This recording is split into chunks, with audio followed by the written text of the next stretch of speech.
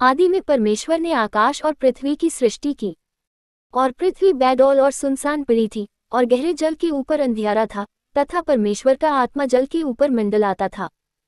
तब परमेश्वर ने कहा, उजियाला हो, तो उजियाला हो गया। और परमेश्वर ने उजियाले को देखा कि अच्छा है, और परमेश्वर ने उजियाले को अंधियारे से अलग किया। और परमेश्वर ने उजियाले को दिन और अंधियारे को रात कहा, तथा सांझ हुई फिर भोर हुआ। इस प्रकार पहला दिन हो गया। फिर परमेश्वर ने कहा, जल के बीच एक ऐसा अंतर हो कि जल दो भाग हो जाए।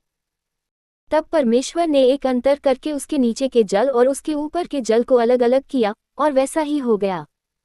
और परमेश्वर ने उस अंतर को आकाश कहा, तथा सांझ हुई फिर भोर हुआ। इस प्रकार दूसरा दिन हो गया। फिर परमेश्वर ने कहा, आकाश के नीचे का जल एक स्थान में इकट्ठा हो जाए और सूखी भूमि दिखाई दे, और वैसा ही हो गया।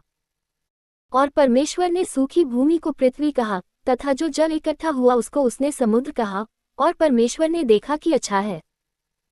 फिर परमेश्वर ने कहा, पृथ्वी से हरी घास तथा बीज वाले छोटे छोटे पेड़ और फलदायी वृक्ष भी, जिनके बीज उन्हीं में एक एक की जाति के अनुसार होते हैं, पृथ्वी पर उगे, और वैसा ही हो गया।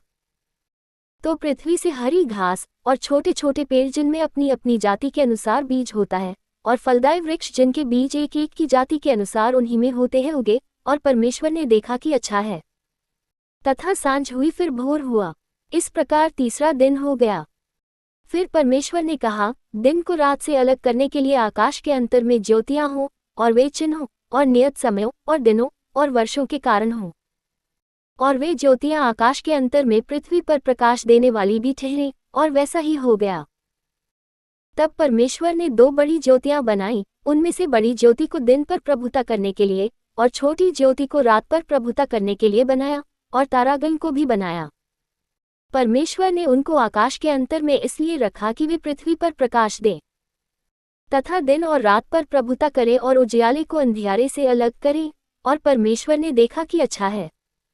तथा सांझ हुई फिर भोर हुआ। इस प्रकार चौथा दिन हो गया। फिर परमेश्वर ने कहा, जल जीवित प्राणियों से बहुत ही भर जाए, और पक्षी पृथ्वी के ऊपर आकाश के अंतर में उड़ें। इसलिए परमेश्वर ने जाति जाति के बड़े बड़े जल जंतुओं की और उन सब जीवित प्राणियों की भी सृष्टि की, जो चलते फिरते हैं, जिनसे जल बहुत ही भर गया, और एक एक जाति के उड़ने वाले पक्षियों की